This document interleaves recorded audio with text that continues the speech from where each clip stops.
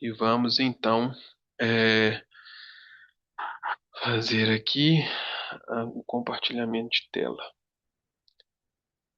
Muito bem. Boa noite mais uma vez. Meu nome é Gabriel Miranda. Eu sou tutor dos cursos de Ensino Religioso e Segurança Pública e hoje a nossa orientação de estudo é sobre os fundamentos filosóficos e sociológicos da educação.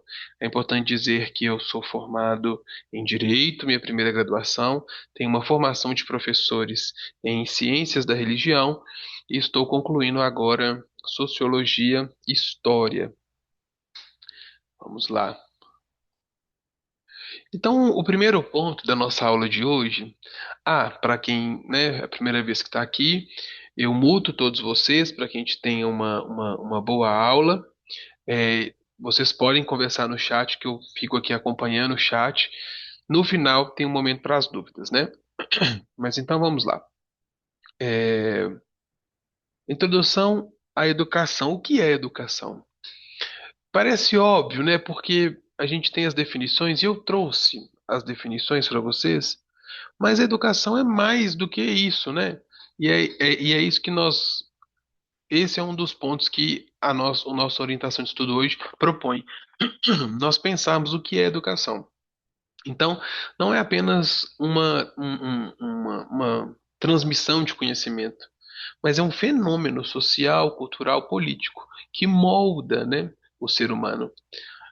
Hoje, na legislação brasileira, com 6 anos, uma criança ela precisa estar dentro, né, da escola. Eu tô com um bebê e a gente entende que a partir dos até os 5 anos, dos 5 aos 7, você molda o caráter de uma pessoa. Então entenda o quanto que a educação, a escola, ela pode estar envolvida nisso. É claro que essa é uma responsabilidade dos pais, mas isso é muito importante, não é?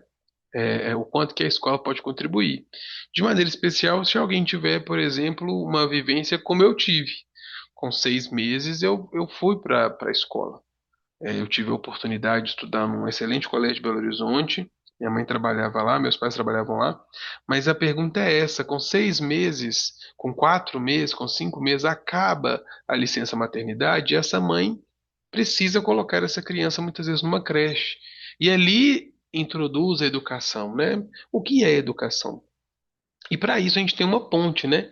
Que é a filosofia. Porque a filosofia, antes mesmo de a gente entender o que é educação, ela vai falar o porquê e para quê. Por que nós precisamos da educação? Para que nós precisamos da educação? E a sociologia ela vem com o como e o onde, não é?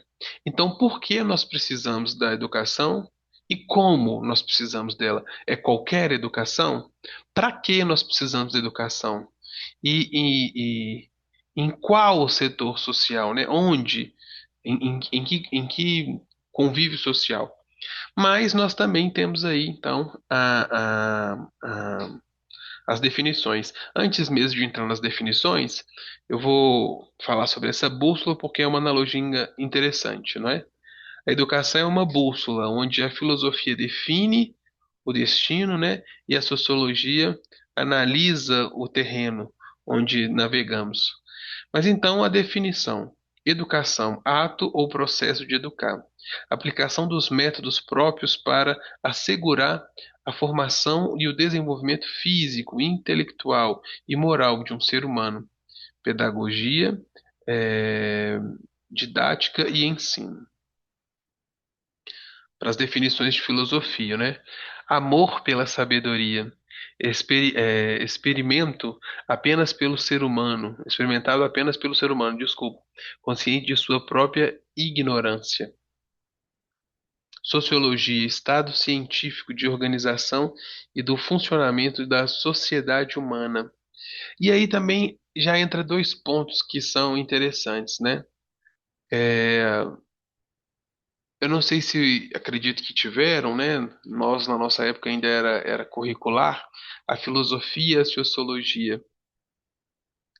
Como nós muitas vezes ignoramos, né, essas disciplinas na escola e como que elas são importantes, o amor pela sabedoria, a organização e o funcionamento da sociedade humana, o quanto que isso está integrado com a educação. E é um pouco disso que nós vamos conversar hoje. Então, passada a introdução, nós vamos falar sobre os fundamentos filosóficos na educação. A filosofia ela se encontra no sentido objetivo e natural da educação. Ela, ela explora questões sobre o conhecimento, sobre o ser, sobre os valores, não é? Existe uma concepção clássica da, da, da educação que é idealizada por Platão, que fala que a educação ela é a busca pela verdade, pelo bem, pelo desenvolvimento da razão e a formação moral. É importante nós entendermos que para Platão a ideia é a seguinte: se uma pessoa ela for educada, ela tiver educação, ela deter o conhecimento, logo essa pessoa ela é boa, logo essa pessoa é sadia, logo essa pessoa é sã. É, hoje parece até ilógico pensarmos nisso, né? Trazendo para o nosso dia a dia significa dizer que uma pessoa ela não pode ter alguma comorbidade causada por ela, digamos, né, uma compulsão alimentar, se ela for educada. Uma pessoa, ela não pode ser ruim, ela não pode ser desonesta, por exemplo, se ela for uma pessoa educada. Por quê? Porque, para Platão, as pessoas que cometem, né, qualquer coisa nesse sentido, é, é, esses vícios humanos ou esses desvios de conduta são pessoas ignorantes, entendeu? Mas na etimologia da palavra, elas não detêm o conhecimento. Então, para Platão, a partir do momento que você tem o conhecimento, você é liberto de todas essas coisas. É claro que hoje a gente entende que existem pessoas que são inteligentíssimas e ao mesmo tempo existe desvio de caráter, que uma coisa é essa inteligência intelectual, mas outra coisa são questões físicas, emocionais, né? Mas ao mesmo tempo é interessante que, olha só, a primeira definição traz isso e talvez a gente precise resgatar um pouco dessa educação integral, não é? O que é ser uma pessoa educada? Talvez uma pessoa educada não é saber é, a diferença dos quatro porquês que tem na literatura portuguesa brasileira, né? E sim entender o ser humano, entender a perspectiva humana. Depois nós temos o empirismo com Locke, que vai falar que mente como é, tábula rasa. A mente humana é como uma tábula rasa. O conhecimento ele vem a partir das experiências. Então, quando uma pessoa ela é ignorante, olha só como já mudou. Para Platão existe o bom e o ruim, o sim e o não, não é? Se a pessoa se a pessoa ela não tem o conhecimento, claro e escuro, né? E é importante até falar sobre o claro e escuro, porque alunos significa sem luz, né? Então, o professor ele detém a luz do conhecimento e passa para o aluno. Isso é para Platão. Já em Locke, no empirismo olha, independente do claro, do escuro, do bom, do ruim, né? Nós somos uma tábula rasa e nós vamos receber coisas.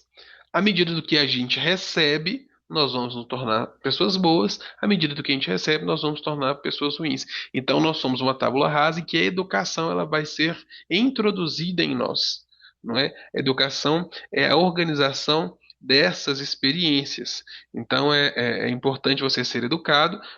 Por quê? Porque a educação vai fazer com que você organize isso da melhor maneira, independente das coisas também que acontecem fora, por exemplo, da sala de aula.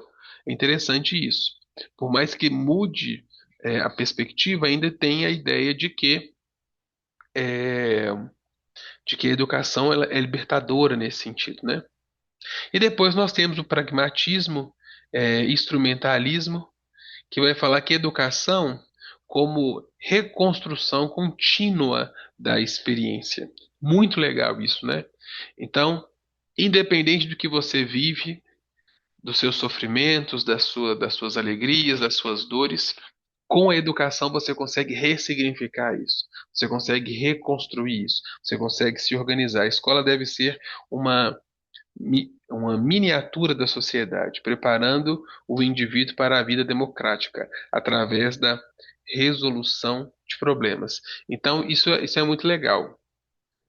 Ao mesmo tempo, muito desafiador, porque eu estou falando que é na escola que eu vou me deparar com todas as situações que tem no mundo, na sociedade, e ali eu consigo reorganizar isso.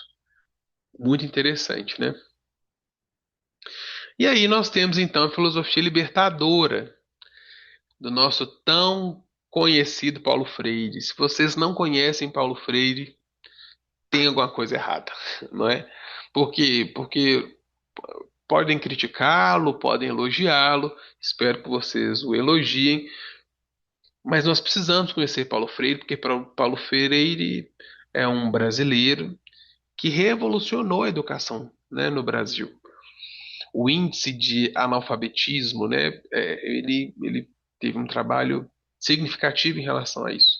Educação bancária versus educação libertadora. O que que Paulo Freire ele vem trazer?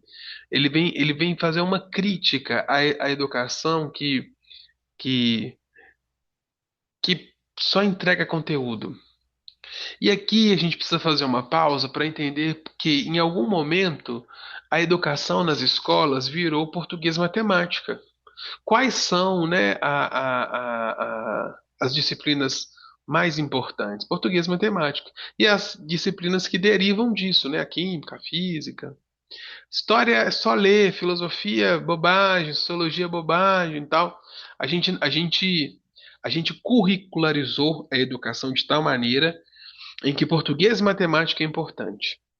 E que nós vamos ser medidos em português e matemática. Essa é a verdade, assim. E a educação libertadora vem dar um outro sentido para a educação. A defesa de uma educação como prática de libertação e de diálogo.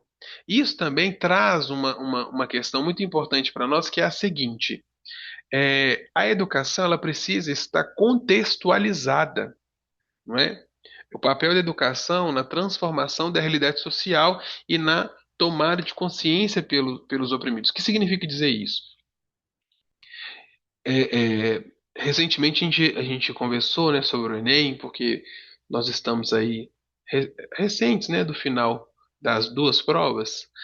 É interessante nós sabemos qual é a fórmula de Bhaskara? É interessante nós sabemos sobre os números racionais? Mas é interessante nós termos também educação financeira dentro da escola, bons modos. É interessante nós termos, entendermos como os prótons e os elétrons funcionam? Mas o que que isso vai mudar na minha vida cotidiana? Nós precisamos introduzir na nossa educação direitos e noções constitucionais. Nós precisamos ensinar para um aluno ali sobre trocar um chuveiro, sobre necessidades básicas da sociedade, entende? Isso mostra que, se em algum momento o português e a matemática era o essencial para aquela sociedade, hoje, não estou dizendo que nós precisamos tirar, mas hoje precisa ser revisto isso. E entra então aqui também um outro ponto. Primeiro ponto para ficar claro, nós precisamos rever esse currículo, não é acadêmico. Mas o segundo ponto, esse currículo acadêmico, ele precisa ser ele tem que ser visto do ponto de vista da realidade social, mas ele precisa ser uma tomada de consciência, uma tomada de consciência. Hoje existe uma discrepância entre diversas coisas no Brasil.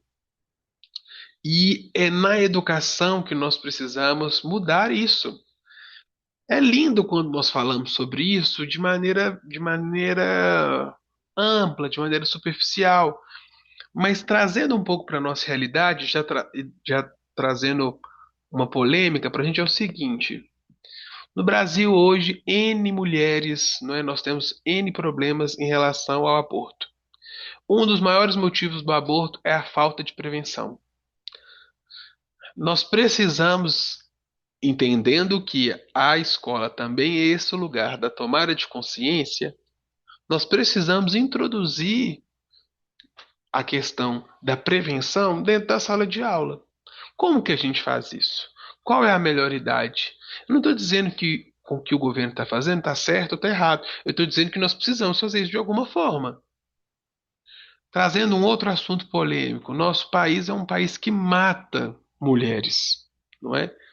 Nós temos aí N casos, né, de feminicídio. Como que nós vamos trazer isso dentro da escola? Como que nós vamos conseguir trazer essa consciência para dentro da escola? Nós somos um país muito preconceituoso em relação à homossexualidade. Como que nós vamos trazer isso para dentro da escola? Porque trabalhar com o indivíduo depois que ele já é adulto é muito difícil. Lembra o que Locke diz?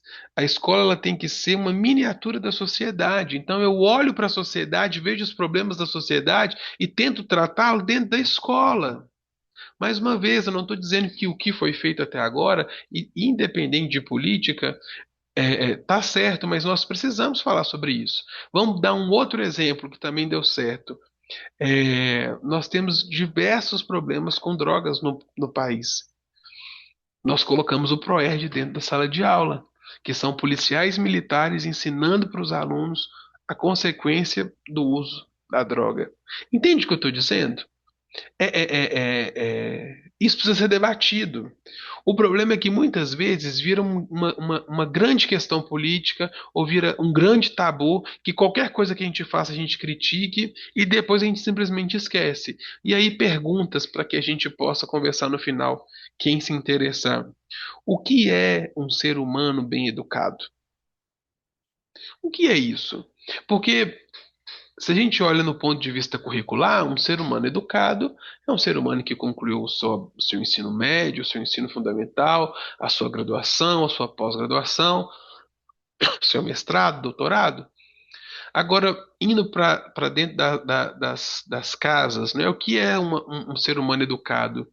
É um ser humano que tem bons modos, é um ser humano que fala baixo, é um ser humano que não fala palavras chulas, de baixo calão, é um ser humano que se veste bem, que se comporta bem na sociedade.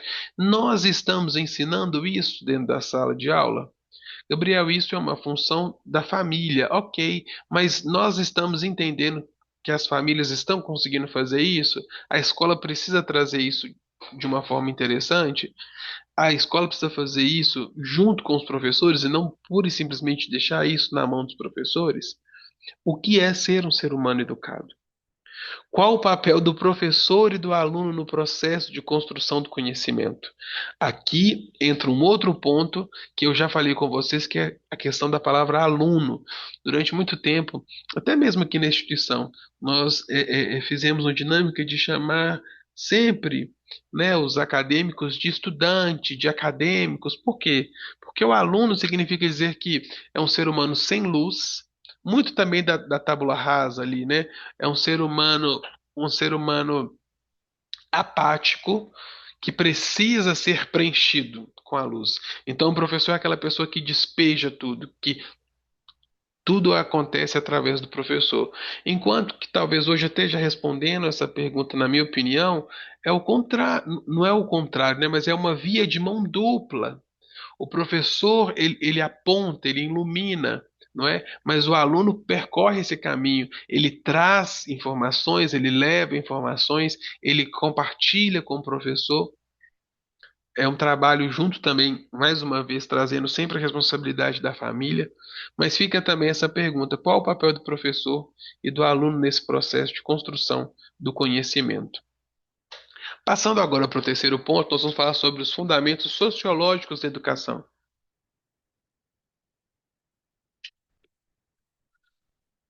A sociologia analisa a educação como uma instituição social, investigando a sua função, a sua estrutura e a relação com as demais esferas sociais, economia, política, cultura. E aí não tem como, né, não parar e pensar nisso, assim. Essa foto é uma foto muito famosa dos anos 2000, não sei se vocês já tiveram a oportunidade de ver, mas é um muro que divide, né, que separa dois mundos. Um, um, um, um condomínio de luxo, se vocês separarem, né, todos ali têm varandas com piscinas e ainda tem a piscina, duas quadras, uma quadra de tênis, uma quadra de vôlei, para quem não está conseguindo entender bem, e outro lado um aglomerado, uma favela. Um muro divide dois mundos, né? Assim, e aí a gente tem que parar e falar assim: a questão curricular no Brasil é a mesma. Na teoria, o aluno que está na quinta série do ensino fundamental, independente se ele estuda na escola pública na favela ou na escola particular do condomínio, deveria estar estudando a mesma coisa. Até porque no terceiro ano do ensino médio eles vão fazer a mesma prova, eles vão prestar o mesmo vestibular, que é o Enem. Mas será mesmo que eles estão estudando a mesma coisa? Será que eles têm as mesmas condições? Será que eles estão conseguindo de fato, né? A educação, ele está sendo esse instrumento social, ele está exercendo a sua função, a sua estrutura, com a estrutura, né? Melhor dizendo, que hoje está posta. E aí nós temos também as perspectivas é, da funcionalidade de Emily Durkheim. Funções como a socialização. A primeira função da escola é garantir a coesão social e a solidariedade. Olha que legal essa palavra coesão, né?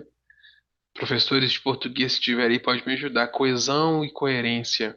Significa dizer que não pode estar destoado, entende? Nós precisamos estar na mesma sintonia. Olhando para essa imagem, a educação no Brasil hoje consegue estar na mesma sintonia? E por que que eu estimulo isso a vocês? Porque se não está, e se nós não conseguimos fazer isso dentro da escola, em algum momento, para ser justo, nós precisamos tentar igualar isso. E eu vou repetir uma frase que eu falei na nossa última orientação de estudo. Como que nós fazemos isso? Com uma igualdade? Ah, o Enem está aí para todo mundo. Bora, né? O Enem vai nivelar todo mundo em igualdade. Essa frase não está de tudo errada. E é por isso que eu tenho uma dificuldade muito grande com a palavra igualdade. E sim trazer a palavra equidade, que é dar mais para quem tem menos e dar menos para quem tem mais. Para mim é muito lógico isso, e a gente pode conversar sobre isso. Se a educação ela não consegue fazer isso na prática, nas escolas, com os professores, com os materiais didáticos, com as ferramentas que são dadas, em algum lugar, em algum momento, é dever do Estado, é dever do governo fazer esse papel de equidade, não é? Socialização metódica. A escola transmite valores e normas necessários para a integração do indivíduo na sociedade. Durkheim via a educação como um meio de inculcar o ser social. Isso é muito legal, né? Todos nós somos um ser social e sociável e nós precisamos usar a nossa cuca, né? Nós precisamos trabalhar isso. E aí eu quero falar um ponto com vocês que é o seguinte. Eu lembro que na minha época de escola, se falava muito sobre desconfie do que você vê, desconfie do que você lê. Nós éramos educados ou instruídos, né, de uma maneira muito, muito superficial de que se eu sento numa televisão e assisto um jornal, aquele jornal ele fala uma verdade absoluta. Se eu ler uma reportagem, uma verdade absoluta. E aí era um trabalho muito grande de quebrar isso, não é? Olha, né, nem tudo que o jornal diz é verdade, nem tudo que não existe uma verdade absoluta nesse sentido. Hoje, infelizmente, eu vejo que nós estamos no extremo oposto, não é? Que é nada é verdade, né? Tudo hoje pode ser questionado. A gente vê um vídeo de uma pessoa falando, não, não sou eu, é IA, não é assim. A gente vê uma reportagem, nada a gente consegue acreditar. Então a gente vive uma outra insegurança. Existe uma frase famosa que diz que o oposto da injustiça é outra injustiça. O equilíbrio normalmente está no meio. E é isso um pouco, né? Assim, a gente não pode ir nem tanto ao céu, nem tanto ao mar. Sigamos. Então, nós vamos ter agora a perspectiva de Marx, não é? A teoria do conflito.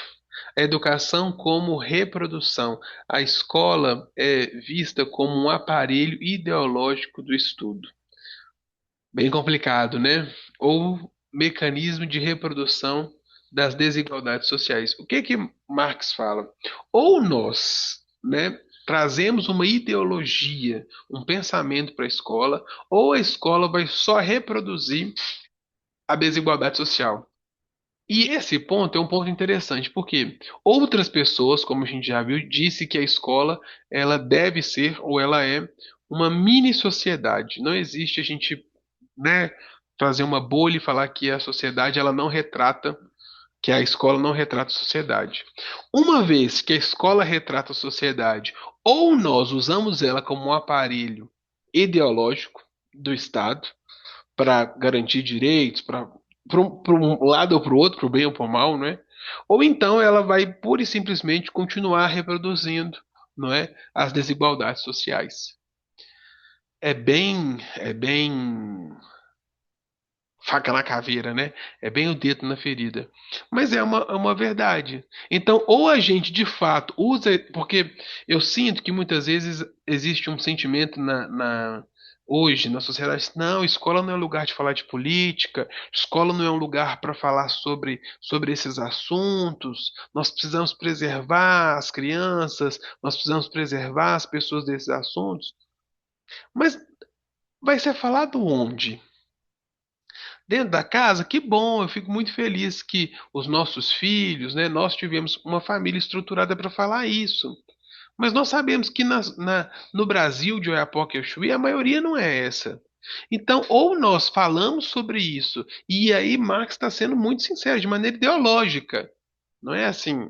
O partido que está no poder, ele vai falar da forma com que ele pensa, a ideologia dele. Ou nós falamos de maneira ideológica, ou então nós vamos pura e simplesmente reproduzir a desigualdade da sociedade. Mais uma vez, eu estou dizendo que isso está certo? Eu estou dizendo que eu concordo na íntegra? Não. Estou dizendo qual é o pensamento de Marx. Estou trazendo isso para nós, para que nós consigamos pensar.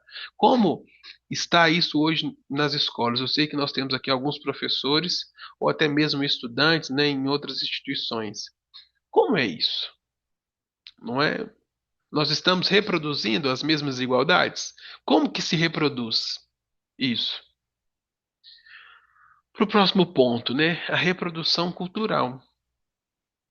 A escola valoriza a cultura do capital, das classes dominantes, penalizando os alunos de classes populares. Isso aqui também é muito complexo, não é? Porque nós somos um país educados, né, trazidos pela Europa. Ainda hoje nós temos tanta dificuldade, graças a Deus isso tem melhorado, mas tanta dificuldade de assumir a nossa identidade brasileira. Porque a nossa identidade brasileira, ela tem um pé na Europa? Claro que tem. Ela tem um pé na Europa. Portugal é o nosso colonizador, então não tem como negar isso, né? Há mais de 100 anos nós estamos recebendo vários imigrantes italianos, né, europeus, irlandeses na nossa história. Mas não é só isso, não é, gente? Nós também temos um pé, e põe um pé nisso em África, não é? E nós estamos conseguindo receber isso, nós estamos conseguindo reproduzir isso na mesma quantidade. E nós também temos, né? Aí não é nem pé, é as nossas raízes, a nossa base nos povos originários. É de maneira igual que nós entendemos essa cultura? Eu faço a pergunta apesar de eu já ter uma resposta aqui. É de maneira igual? Nós hoje, né, temos prazer em escutar a cultura, vivenciar a cultura europeia, da mesma forma com que a gente vivencia a cultura africana e da mesma forma que a gente vivencia a cultura dos povos originários? Na história, no português, na matemática, né, em todas essas disciplinas, nós temos isso. Nós escutamos, né, músicas indígenas, músicas africanas, músicas europeias. Como que é isso? O que que é bonito, o que que é feio, o que que é agradável, o que não é? Nós precisamos criar essa sensibilidade, não é? Teoria crítica, que vai falar sobre a instrução cultural e educação. Análise do papel da educação na formação de um sujeito acrítico. A sua ligação com a necessidade do sistema capitalista. Olha que complexo, não é? Então, assim, quantas vezes. E aí eu acho que isso é tão temporal, porque, ok, a ideologia pode ser problemática, mas se nós tiramos a ideologia de dentro da sala de aula, se nós tiramos, né? Porque, entendam, se o professor ele é a liderança ali, ele pode falar sobre a opinião dele e ele tem que falar sobre a opinião mesmo ensinando para o aluno que ele não está certo do todo. Lembra que eu disse? Uma via de mão dupla. Olha, eu acredito nisso, eu ensino isso, a instrução é essa, existe uma base comum que todo mundo tem que ensinar, independente de qual for a questão, mas eu, enquanto ser humano, eu entendo isso. E tá tudo bem se você discordar. Então, tem um professor que é mais progressista, um professor que é mais tradicional, e assim nós vamos seguindo as coisas. Beleza, nós não achamos que esse é o caminho, vamos retirar isso. Nós estamos ensinando sujeitos acríticos. Sem crítica, nós não podemos falar sobre dar opiniões, nós não podemos, entende, criticar nada. Eu acho que é tão complexo quanto, até pior, não é? Porque, mais uma vez, se nós não fizermos isso na escola, na sociedade isso vai ser feito. E eu digo sociedade não é fora, quando o aluno estiver fora, não. É quando ele está no recreio, quando ele está indo para a escola, quando ele está voltando, nas relações. Entende o que eu estou dizendo? Ou nós introduzimos isso da melhor maneira ou da menos pior maneira dentro da sala de aula, com os pais, com os professores, entendendo qual é o melhor percurso que deve ser feito, ou então nós vamos pura e simplesmente reproduzir as desigualdades sociais. E aí, as perguntas, né, sobre sociologia. Alguém lembra das perguntas da filosofia? Agora, as perguntas da sociologia. Como a estrutura social influencia o desempenho e o acesso à escola? E aí, eu trouxe essas duas imagens para a gente refletir, não é? Como a estrutura social, a estrutura da sua sociedade, do seu núcleo, do seu convívio, da questão financeira familiar, influencia no desempenho e o acesso à escola. A escola é um fator de igualdade ou desigualdade? Hoje, na prática, ela mais trabalha para uma igualdade ou ela mais reproduz a desigualdade?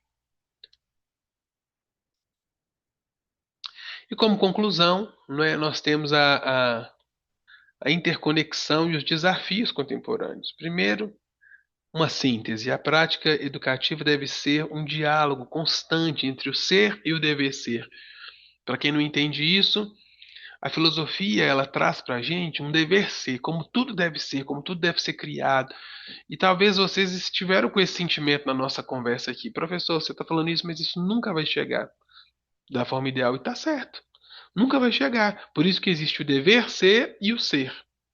Mas qual é o nosso papel? Nós estamos aqui embaixo do ser. O nosso papel é tentar aproximar o ser o máximo no dever ser. Se um dia a gente vai conseguir fazer isso, não sei.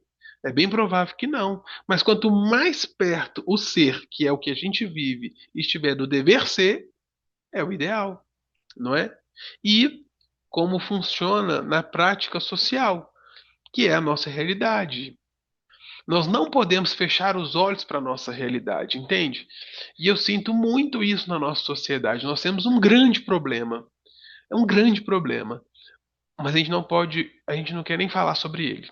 O ideal é que a gente só o ignore. E quem disse que ignorar o problema vai fazer com que ele acabe? Nunca faz, entende?